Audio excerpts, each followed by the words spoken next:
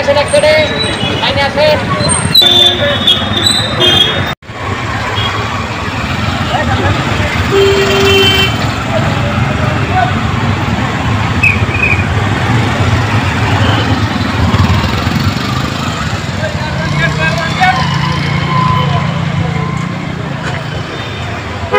দাঁড় করানো যাবে না, নাম দেন।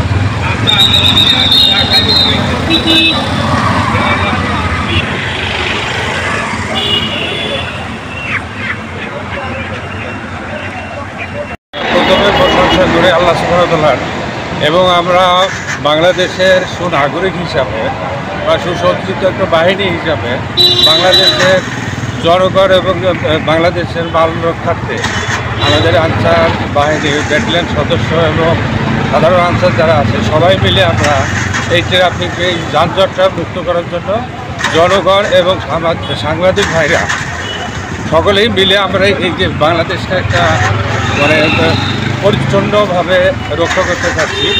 আপনারা সকলেই আমাদের পাশে থাকবেন এবং এই যে রাস্তার যে যানজট, এই যানজটগুলো নিরসনে আমরা কাজ করতেছি সবাই জনগণ মিলে এবং আপনারা সাংবাদিক ভাইরা যারা আছেন সবাই মিলে আমরা একটা সুন্দর বাংলাদেশ করতে চাই।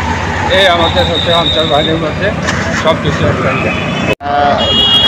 আমরা এখানে কাজ করছি আমাদের যে আনসার প্রতিরক্ষা বাহিনী আনসার এবং গ্রাম প্রতিরক্ষা বাহিনী যারা আছে আমরা রেড ক্রিসেন্টের সদস্যরা আমরা এখানে কাজ করছি সকাল প্রায় 8:30 থেকে।